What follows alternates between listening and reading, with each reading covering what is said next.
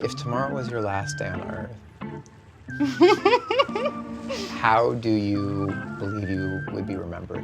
Well, I hope to be remembered as kind and entertaining and hot. Why did I see that one coming from a mile away?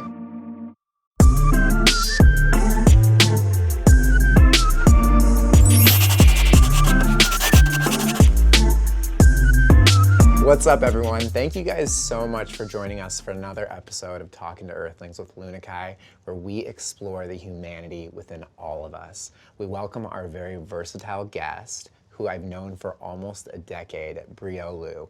She's a full-time singer-songwriter and actress here in Los Angeles, and she's amazing, of course. Bri, how are you doing? Hi, well, thank you so much for that introduction. I'm well. Thank you so much for having me. Well, thank you for being here. I really appreciate it. Thanks for taking the time to do this interview. Yeah, of course, this is great. First of all, I want to say, we've known each other for a long time. We have. 6 or 7 years, maybe even close to 8. Yes, that is correct. I'm going to ask you some questions, and I look forward to hearing your answers. Awesome, I'm excited. Cool. So my first question is, how do mental health and happiness correlate with one another? I think that they're directly correlated. I was actually just having a conversation with someone about this recently. Mental health is something that takes daily upkeep. And in society, we're taught to take care of our physical health, we're taught to brush our teeth, we're taught to work out. But not until recently were we really encouraged to take on like daily forms of meditation and practices that sort of keep us mentally and even spiritually well. I do think happiness is a choice. I also think it's something that requires upkeep. You do think happiness is a choice? I do. Yeah, I think it's renewed perspective. It's constant renewed perspective that takes daily checking in. Gotcha. And so do you think that happiness is possible for everyone in any capacity, or does it vary from human to human? I do think that happiness is possible for everybody, because I think true happiness is separate from external circumstances. I think to find happiness is to find inner peace. And I think everyone is capable of that if they choose to put the work in to get there.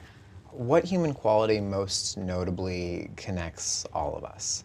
I think love, of course. I think when we're able to love others separate from expectations, that brings us together in the most kind of solid way. But I also think that shared perspective of the world, similar socioeconomic backgrounds, shared trauma that often can bring us together too, and unfortunately maybe even trigger us a bit. What is your purpose on this earth? I've always been, well, I do believe that everybody does have a purpose. I've always been very drawn to the interpersonal as well as entertainment. So I would say my purpose is to connect with people and to share my art. What is one thing that could happen in your life that you feel you couldn't recover from? Something that's happened in my life that I can't recover from. Or that would happen in your life, potentially? I think that I would always make the choice to learn from traumatic experiences that would happen. Not to say that they wouldn't alter my perspective or who I am as a person, but I don't think that anything could happen in my life that I wouldn't be able to recover from. What is your family life like? My family life? I had really young parents. I do come from a divorced household. Having been raised by younger people just in general, like they made their fair amount of mistakes, but there's a lot of love there, a little bit of trauma. But I would say there were parts of my childhood where I felt that things were a little bit unstable, but they've gotten to a much better resolved place. Are you happy? Am I happy? I do think that happiness takes active upkeep. I think that when I take the steps to do those things, yeah. And I'd say in general, yes. But that's not to say that I'm without times and days where I'm, sad or stressed out or feeling, especially right now, maybe a little hopeless. But it's not a place where I choose to live or allow myself to stay in for very long. If tomorrow was your last day on Earth, How do you believe you would be remembered? Oh, well, I hope to be remembered as kind and entertaining and hot. Why did I see that one coming from a mile away? Um, what is most important to you? I'd say connection, like interpersonal. Also, my career and love and family. I think those are kind of the core things that I wish to have in this life that I think would contribute to the most fulfillment for me personally. I hope I'm not about to do what you don't want me to do. What is one of your darkest secrets?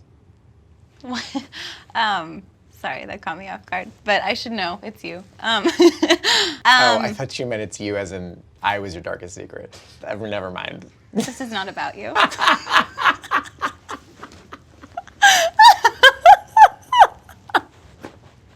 Our friendship. It's always about me. Thank you very much. My darkest secret? Probably not something I'd say on this show. Can you give us can you give us an example of an insecurity that you have dealt with or worked through in some capacity that could inspire other women your age or younger than you? Okay. I experienced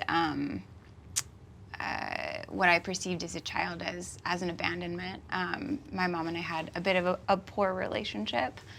And for a long time, that manifested in me viewing things as rejection that weren't necessarily rejections, or having a hard time letting people in, struggling with jealousy. And I went to therapy, and I got to a place where I still have the emotional responses. Like, I still feel jealous. I still sometimes feel fear surrounding deeper connections, but I've at least gotten to a place where I never make those emotions anyone else's problem. Like, I don't act on them. I understand that this is an emotional response I'm having due to the way that I was, brought up to an extent, but not that it still needs to have strong hold on my choices or who I am anymore. So how much control would you say that you have over your emotions? I think I'm fairly balanced. Not to say that I don't have strong emotions. I would consider myself to be very sensitive and a very emotional person. But I think as you mature, you find ways to channel your emotions, and also you find ways to just handle them in general. Yeah, I'd say I'm pretty in control. Do you do anything specifically? Meditate? Anything spiritual? Anything self-reflective that helps you move through obstacles? Absolutely. As I said earlier, I do think that staying mentally well and healthy is a very active choice, and it requires work to an extent. And for me, that is meditation. It's eating well, it's exercising, it's sleeping. And also when I'm feeling overwhelmed, or when I'm feeling really emotional, I put it into my art. I make a song about it. What does singing bring you? If I'm being honest, I think I joined entertainment because it was a source of external validation for me, for sure. But as most artists know, the journey to notoriety as an artist is usually a long one. And it's just as much an inward battle as it is an external one. And so within that process, you start to realize that this is a lot of work just for someone to clap for you, So you start to really love the craft, and you start to really understand why you are an artist. And I think in realizing that, I found that I have genuine joy that comes from performing and singing and acting. So do you think that applies across the boards, or at least applies to the majority of artists or performers, that they get into it for a specific reason that is a little bit more superficial, but then the ones who stick with it find meaning? I would buy that there's a certain personality type that maybe is drawn to performing, but I also think that everyone's story truly is very unique, and that, you know, there are people that maybe grew up around music, or maybe they're, you know, a family member of theirs was an artist, and so they were inspired by that and saw themselves in that position and then pursued it. I don't think everyone joins art because of trauma. Yeah. But I think yeah, there's probably a wide range of reasons why people would gravitate towards performing. Close your eyes for a second. No. I'm not gonna do anything weird. I promise. Close your eyes. Okay. Now imagine one thing that brings you the deepest, most authentic, most organic joy, and feel those sensations through your body. And I'm going to give you 15 more seconds to feel that. And then I want you to open your eyes and tell me what you saw. Take 10 more seconds.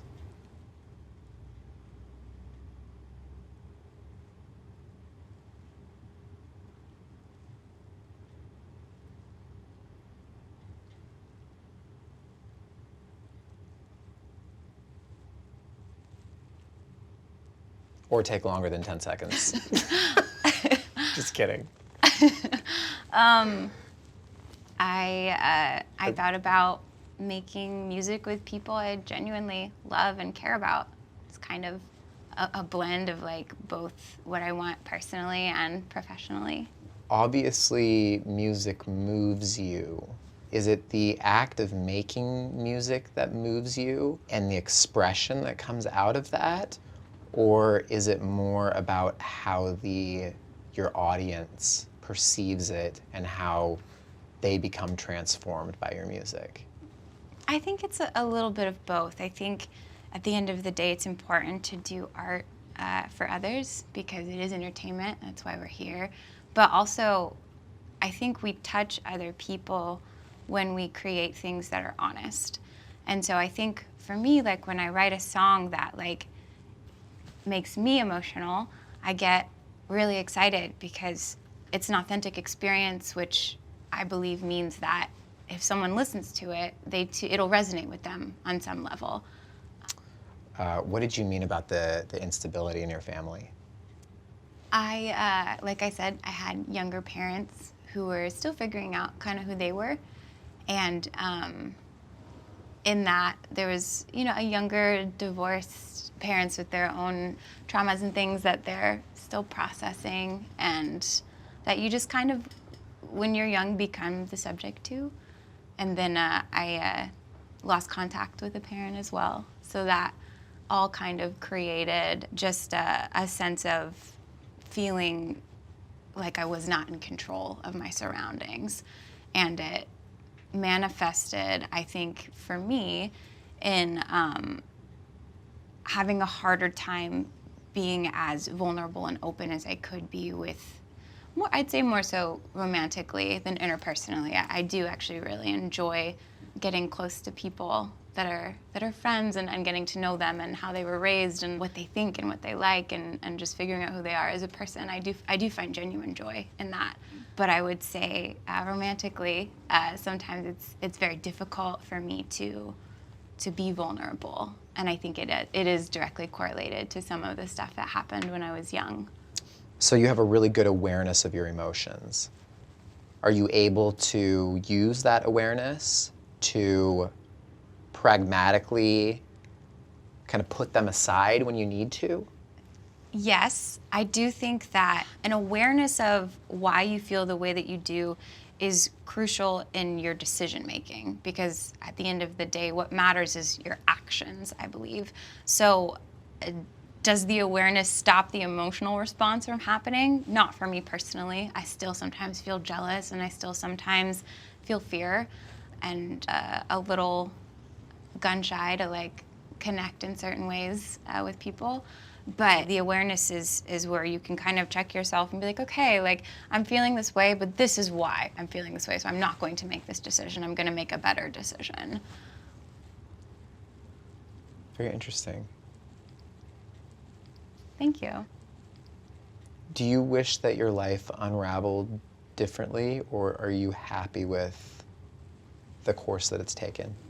I'm extremely happy, actually, with my super unique journey. I think that it gave me perspective and a little bit of wisdom at a younger age. I think when I was younger, I felt a little bit older than the kids around me, and like I had been through a bit more. And at the time, it was very isolating. It made me feel, I think, a little bit like a loner, but I really value it now because I think that the more experiences you have, the wiser you become, and also the better you are at connecting with other people and their experiences.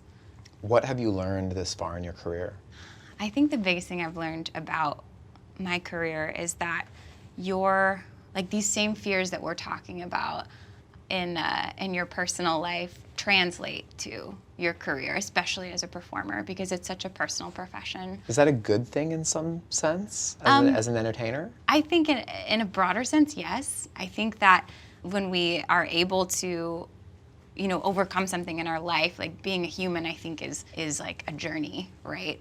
And a manifestation. And I think that because it's so connected as an entertainer, like all of your personal blockages become opportunities for growth. And to be a better artist, you have to be a better human being first. What do you mean, though, by better human being?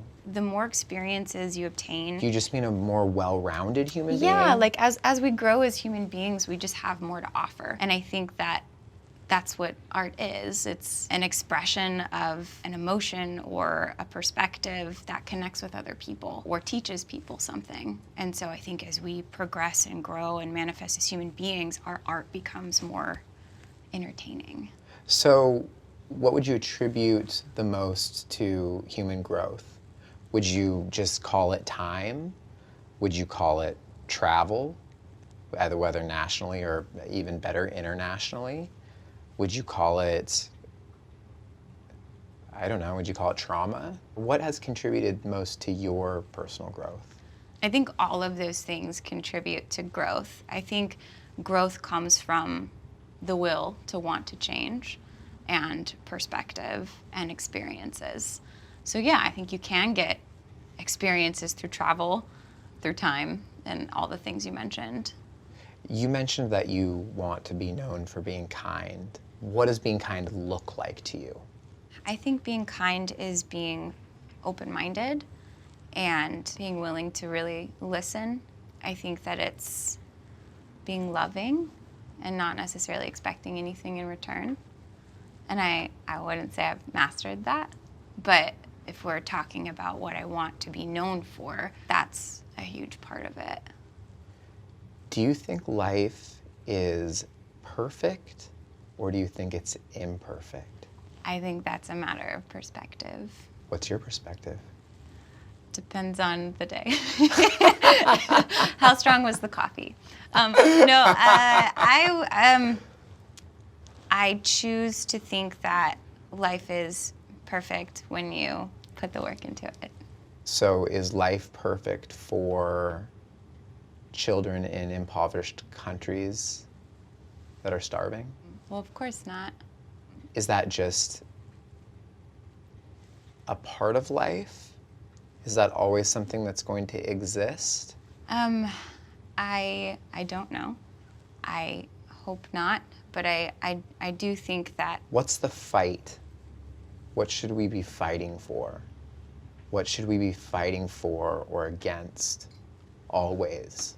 I think we should be fighting for peace, as oxymoronic as that might sound. But I think that we should first find happiness for ourselves, external from or separate from our external environment, and then I think we should turn that out towards others. I want to define perfect and imperfect just so that we're on the same page. Mm-hmm. So when I think of something as being perfect, I don't necessarily think of it being exactly how we might perceive it as humans, as exactly the way it should be.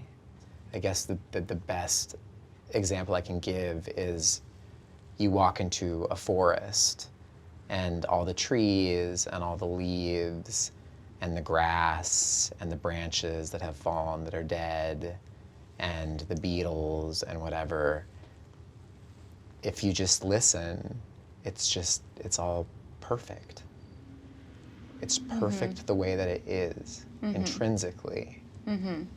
So when it comes to life and just the way it is, even though we're experiencing a lot of chaos, pandemic, fires, riots, political issues, you know, all kinds of stuff, are we living in an imperfect world? Or is it perfect in the sense that that is just life? Right. So I do think that there is beauty to be found in everything, but I in no way think that the things that you listed are without tragedy. I'll go back to what I was saying earlier, which I think it's perspective. Like, of course, there's always going to be beauty around us when we choose to perceive it, but that doesn't mean that there will ever, I think, be a time without suffering. And I think that is an opportunity for us to have something to work towards, right? Like, without darkness, there can't be, I won't say there can't be light, but without darkness, we have very little to resist against to create a better situation. All right, so with that said, do you think that it's possible to create art without traumatic experiences? Of course, I think there are people who can create art from an experience of happiness, right? There's so many songs about happiness and the beauty of the world that are hits. I think that what the song or the piece of art is about is less important. It's just how honest and authentic it is. So if it comes from a genuine feeling or experience, it'll touch somebody. I have one more question for you, and it is the most important question as it relates to the Talking to Earthlings message, and that is, what does it mean to be human? To be a human is to be on a journey, and I think it's ever evolving. I think that when we're born, right, we have sort of animalistic tendencies. We are angry, we're hungry, and then we go through experiences that give us wisdom. We grow, we make better and better choices, and we get closer and closer to God, which, whatever that means for you, whether that's energy or being a bodhisattva, a Buddha, or God in the more Christian and conventional sense. Awesome. Thank you so much, Bri. Thank you. Again, I really appreciate you being here. Oh, I appreciate you having me. Did I kill it? Good job. Good job. Good job.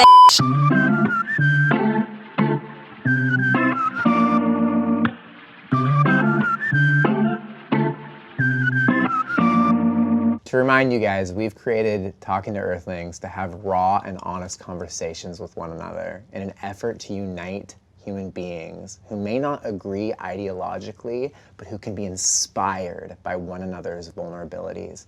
By watching our show, you are helping us achieve the goal of changing the world one conversation at a time. Follow our socials to stay updated. Thanks. What are you, some sort of one-take wonder? Right?